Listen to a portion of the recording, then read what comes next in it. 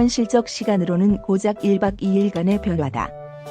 그러나 그 길면 길고 짧으면 짧은 시간은 현실에서도 강력한 트라우마를 남길 수밖에 없었으리라.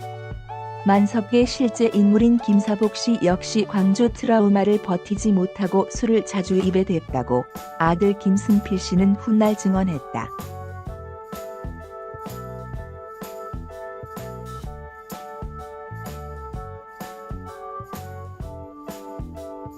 종국엔 군인들에게 목숨을 잃은 대학생 구재식, 류준열 분, 도, 광주 택시기사 황태술, 유혜진 분, 도, 독일 기자 위르겐 힌치페터와 만섭에게 꼭 보도해달라 몇 호를 돕는다. 광주를 외면코자 했던 만섭 역시 신군부의 무차별 사격에 목숨을 잃은 시민들을 보고 병원에서 망연자실해하던 위르겐 힌치페터에게 빨리 카메라를 들고 찍어라라고 종용하기에 이른다.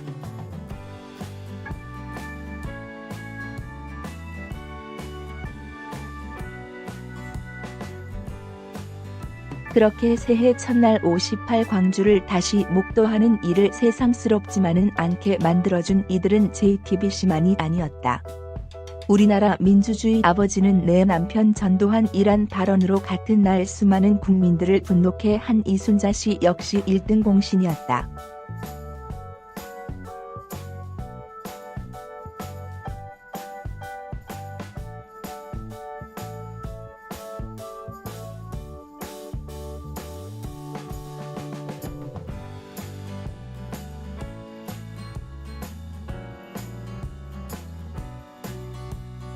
이날 한 매체가 헤드라인으로 뽑은 우리나라 민주주의 아버지는 내 남편 전두환이란 표현이 공분을 불러일으켰지만 50분여의 인터뷰 전체가 유족들과 광주 시민들, 국민들의 혈압을 올린 표현으로 가득 차 있었다고 해도 과언이 아니다. 예컨대 이런 식 개인의 자유와 권리 가운데 가장 본질적인 사안이 사상과 표현의 자유라고 생각한다. 자신들이 믿는 바와 다른 생각을 갖고 있다고 해서 그런 생각을 표현했다고 해서 법으로 제재하는 것은 민주화에 역행하는 거다. 5.18 단체들이 자신과 다른 생각, 입장을 용납하지 못한다고 주장하는 한 스스로 민주주의 정신을 훼손하고 있는 건 아닌지 생각해 볼 문제다. 이렇게 이 씨는 7일 출석을 앞둔 명예훼손 재판의 원고인 58기념재단과 5월 세 단체, 유족회와 부상자회, 부속 부상자회, 그리고 고 조비오 신부 유족 등을 꾸짖었다. 세상에나 사상과 표현의 자유라니? 신군부가 어떻게 그 사상을 억압하고 고문과 학살을 자행했는지, 그리하여 집권 시기 동안 죽음으로 몰고 간 열사들이 일반 시민들이 얼마나 많은지 까맣게 잊은 듯한 발언이 아닐 수 없었다. 이 인터뷰가 오는 7일 예정된 재판을 염두에 둔 언론 플레이라는데 이의를 제기하는 이는 드물 것이다. 앞서 지난해 8월 첫 공판 이후 알츠하이머 등의 사유로 불출석을 이어가고 있는 전 씨는 광주지방법원으로부터 오늘 7일 출석을 요구받은 상태다. 이 씨는 재판 출석과 관련 법원이 광주에 내려와서 증언하라는 것 자체가 일종의 코미디다. 조금 전 일도 기억 못하는 사람이 무슨 증언을 어떻게 하느냐?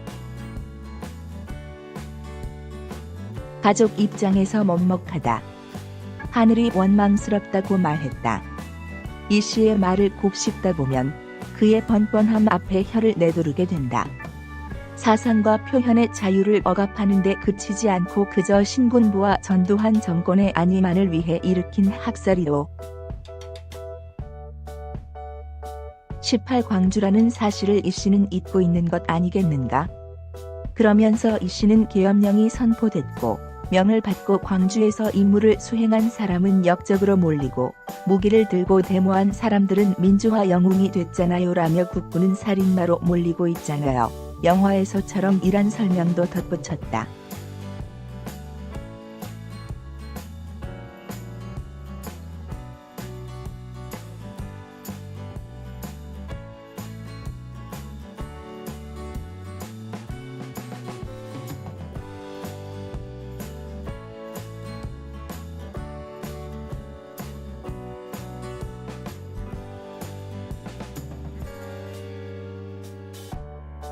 민 전 비서관은 영화에 악의적인 왜곡이나 날조가 있다면 법적 대응을 검토할 여지가 있을 것이라며 압박을 가하기도 했다.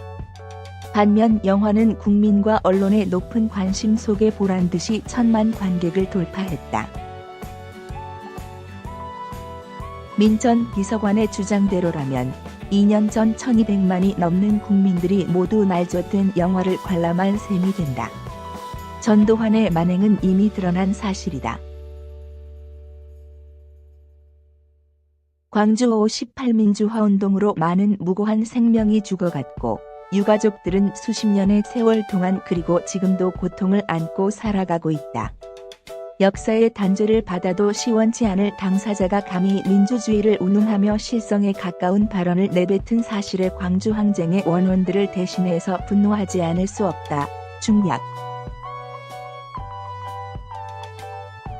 인간이 최소한의 양심이 있다면 이 같은 발언을 해서도 이 같은 태도를 보일 수도 없다. 일말의 양심이 있다면 재판정에 나와 역사 앞에 석고대죄하고 국민의 심판을 받아야 한다. 이 같은 발언을 일삼는 괴수로 남지 않기를 바란다. 2일 더불어민주당 서훈 최고위원은 이순자 씨의 인터뷰와 관련해 최고회의 공식 석상에서 위와 같이 발언했다.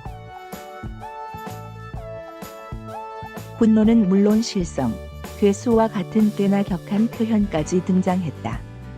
그도 그럴 것이 설 위원 자신이 5.18 광주와 떨어뜨릴 수 없는 트라우마의 피해자이기에 가능한 표현이었을 것이다. 이어 설 의원은 저는 개인적으로 80년 소위 김대중 내라는 모 사건으로 죽음의 고통을 당하는 고문을 당했다며 개인적 소회를 털어놨다. 감옥에서 숱한 저주의 나날을 보내며 그 저주가 본인에게 해롭다는 것을 알고 감옥에서 전두환 씨를 용서하기로 했다는 것이다. 하지만 설 의원은 그 용서를 하지 말았어야 한다고 후회했다. 납득이 갈 수밖에 없다. 그러나 지금 생각하니 그 용서가 지극히 잘못된 것이라는 것을 알았다. 그때 용서하지 말았어야 했다. 많은 국민들이 용서했던 그 사실에 대해서 잘못했다고 생각하고 있을 것이라 본다. 용서하지 말았어야 한다. 2019년 새해 첫날 공개된 이순자 씨의 망발 인터뷰는 이렇게요. 18 광주는 물론 전두환 군사독재의 숱한 피해자들의 공분을 일깨우는 자극제가 되었을지 모를 일이다. 설훈 의원처럼 감히 용서를 꺼내들었던 이들조차 다시 분노케 만들기에 충분함. 이 씨는 이날 인터뷰에서 사람은 역사는 지은 대로 받는다는 말을 꺼냈다. 역사 앞에서 전 씨와 자신이 당당하다는 사실을 강조한 발언이었지만 그 말을 국민들이 고스란히 돌려줄 것이라고는 생각지 못한 듯하다.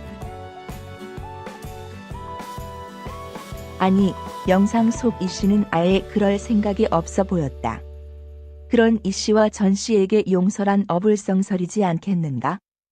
지은 대로 받는 그 역사의 평가 앞에 당당히 서시길. 그 첫걸음이 바로 7일 재판 출석 아니겠는가?